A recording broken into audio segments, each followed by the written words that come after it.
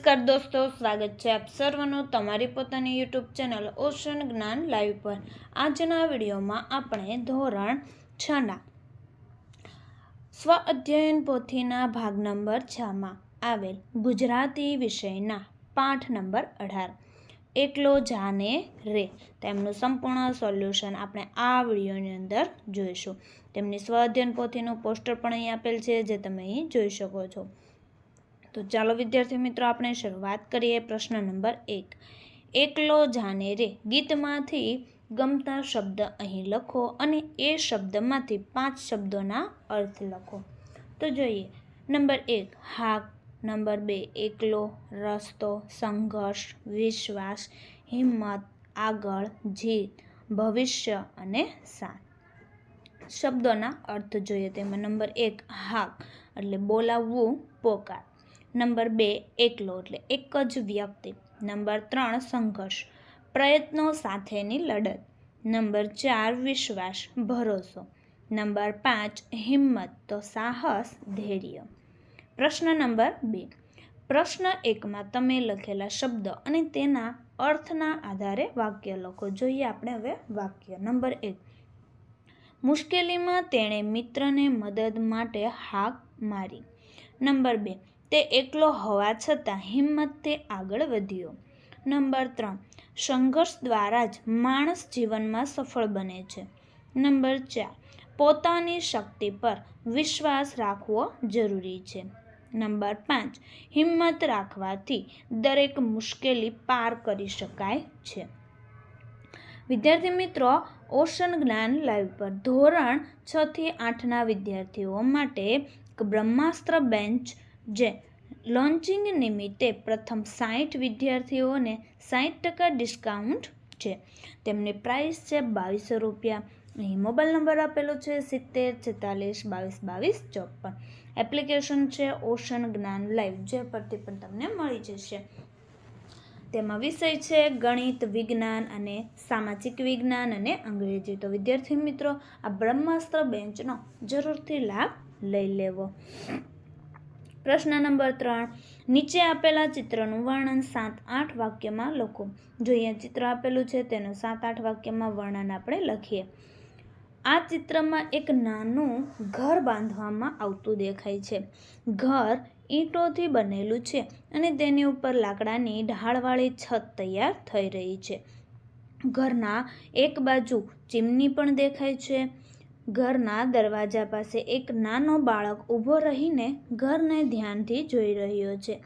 બાળકે પીળા રંગનું સ્વેટર અને વાદળી રંગનું પેન્ટ પહેર્યું છે। ઘરની આસપાસ માટી, ઈંટો અને બાંધકામનો સામાન પડેલો જોવા મળે છે। પાછળ હરિયાળા વૃક્ષો હોવાથી સ્થળ કુદરતી લાગે છે। આ ચિત્ર મહેનત, રચનાત્મકતા અને ઘર બનાવવાની પ્રક્રિયાને સુંદર રીતે દર્શાવે છે। પ્રશ્ન 4, એકલો જાને રે ગીતના આધારે વાક્ય ખરું છે કે ખોટું તે લખો। જોઈએ નંબર 1, જ્યારે તારી બૂમ સાંભળીને કોઈ મદદ ના આવે ત્યારે તું નિરાશ થઈને બેસી જજે, તો ખોટું। નંબર 2, દુનિયા તારાથી અલગ ચાલતી હોય તેવા સમયે તારે એકલા જ આગળ વધવાનું છે, ખરું। નંબર 3, કવિએ ગીતમાં સંઘર્ષમાં ડરવા માટે ઉપદેશ આપ્યો છે, ખોટું। નંબર 4, ગીતમાં જીવનમાં નિર્ભર રહેવાની પ્રેરણા આપે છે, ખરું। નંબર 5, ગીતમાં ભવિષ્યમાં જીતના વિશ્વાસ સાથે આગળ વધવાની સલાહ આપે છે, ખરું। પ્રશ્ન 5, એકમના આધારે પ્રશ્નોના ઉત્તર લખો। નંબર 1, ગીતમાં કવિ કઈ પરિસ્થિતિમાં એકલા જવાની વાત કરે છે? તો કે જ્યારે માણસ મુશ્કેલીમાં હોય અને તેની હાક સાંભળવા કોઈ આગળ ન આવે, દુનિયા તેની સાથે ન ચાલે, ત્યારે કવિ એકલા જવાની વાત કરે છે। નંબર 2, એકલો જાને રે ગીતમાં મુખ્ય સંદેશ શું છે? તો ગીતનો મુખ્ય સંદેશ એ છે કે માણસે આત્મનિર્ભર બની હિંમત અને વિશ્વાસ સાથે જીવનના સંઘર્ષોમાં એકલા પણ આગળ વધવું જોઈએ। નંબર 3, સૌનો દીવો એકલો થાવાનો અર્થ શો થાય? તો જવાબ આવશે આનો અર્થ એ છે કે દરેક વ્યક્તિએ પોતાનો માર્ગ પોતે જ પ્રકાશિત કરવો પડે છે. જીવનમાં અંતે પોતાની જવાબદારી પોતે જ ઉઠાવવી પડે છે. નંબર 4, મનનું ગાણું ગાવા માટે કવિ શું કહે છે? તો કવિ કહે છે કે માણસે બીજાની પરવા કર્યા વગર પોતાના મનની વાત, પોતાની લાગણી અને વિશ્વાસ સાથે આગળ વધવું જોઈએ. પ્રશ્ન નંબર 6, નીચે આપેલ વિદ્યાર્થી અને શિક્ષક સંવાદ તમારી ભાષામાં લખો. જોઈએ. શિક્ષક: આ ગીતનો મુખ્ય સાર શું છે? વિદ્યાર્થી કહે: સાહેબ, આ ગીતનો મુખ્ય સાર એ છે કે સત્ય, ન્યાય અને સારા કાર્ય માટે માણસે ભલે એકલો રહેવું પડે તો પણ ડર્યા વિના આગળ વધવું જોઈએ. કોઈ સાથ ન આપે તો પણ હિંમત અને આત્મવિશ્વાસ સાથે પોતાનો માર્ગ અપનાવવો જોઈએ. શિક્ષક: સરસ બેટા, ગીતમાં કવિ કાંટા રાને અને તુફાની રાતનો ઉલ્લેખ શા માટે કર્યો છે?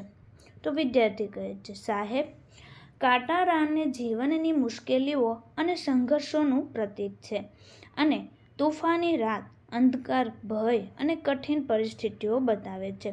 કવિ કહે છે કે આવી મુશ્કેલ સ્થિતિમાં પણ માણસે હિંમત ન હારવી જોઈએ.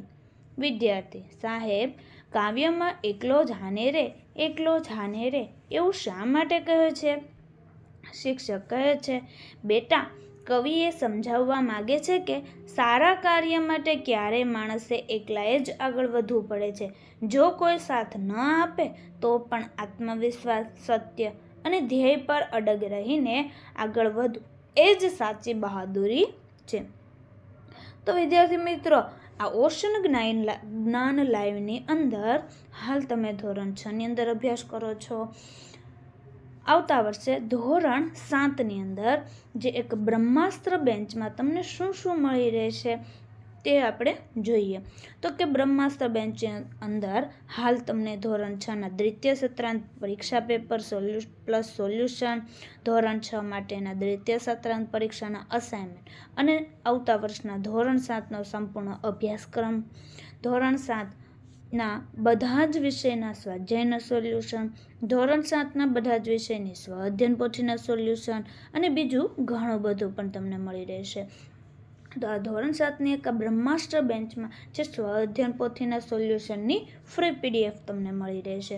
તો અત્યારે જ વિદ્યાર્થી મિત્રો ડાઉનલોડ કરી લો ઓશન જ્ઞાન લાઈવ એપ્લિકેશન, જે તમને પ્લે સ્ટોર ઉપરથી મળી જશે. એ મોબાઈલ નંબર છે 70 46 22 22 54. આગળ જોઈએ પ્રશ્ન નંબર 7. સૂચના મુજબ ઉત્તર લખો. નંબર 1, તમારા પરિચિત સ્થળનું નામ લખો. કોઈ શેરી, ગામ, શહેર કે અન્ય કોઈ સ્થળ. તો મારું પરિચિત સ્થળ મારી શાળા છે. નંબર 2, તે સ્થળ વિશે 2 લીટી લખો. વિશેષતા એટલે કે મારી શાળા સ્વચ્છ અને શિસ્તબદ્ધ છે. અહીં અનુભવી અને પ્રેમાળ શિક્ષકો ભણાવે છે. નંબર 3, સ્થળનું નામ અને વિશેષતાના આધારે તેનો પરિચય લખો. તો મારું પરિચિત સ્થળ મારી શાળા છે. મારી શાળા જ્ઞાન અને સંસ્કાર આપતું મહત્વપૂર્ણ સ્થાન છે. અહીં શિસ્ત, સ્વચ્છતા અને ગુણવત્તાપૂર્ણ શિક્ષણને વિશેષ મહત્વ આપવામાં આવે છે.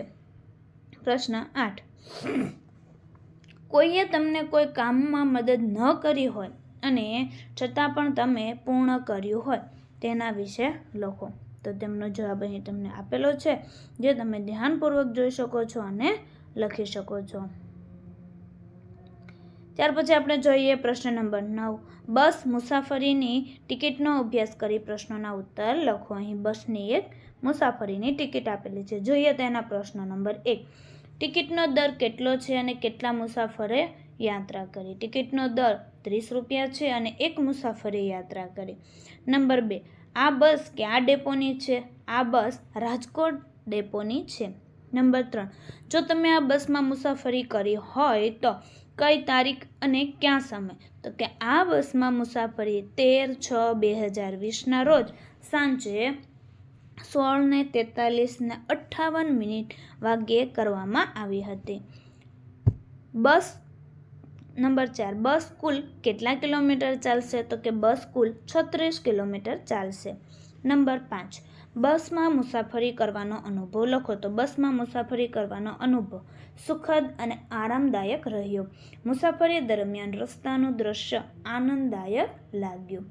તો વિદ્યાર્થી મિત્રો, આ ધોરણ 6ની સ્વ અધ્યયન પોથીના ભાગ નંબર 6ના દરેક વિષયના દરેક પાઠના સોલ્યુશનના વિડીયો આપણી ચેનલ ઉપર મુકાઈ ચૂક્યા છે, જેનો અભ્યાસ કરવા માટેની લિંક નીચે ડિસ્ક્રિપ્શનમાં આપેલ છે. અને પછી ક્યાં પાઠનું સોલ્યુશન તે કોમેન્ટની અંદર જણાવું. જો વિદ્યાર્થી મિત્રો આ વિડીયો પસંદ આવ્યો હોય તો લાઈક અને ચેનલને સબસ્ક્રાઈબ કરવાનું અને એક સરસ મજાની કોમેન્ટ આપવાનું ભૂલશો નહીં.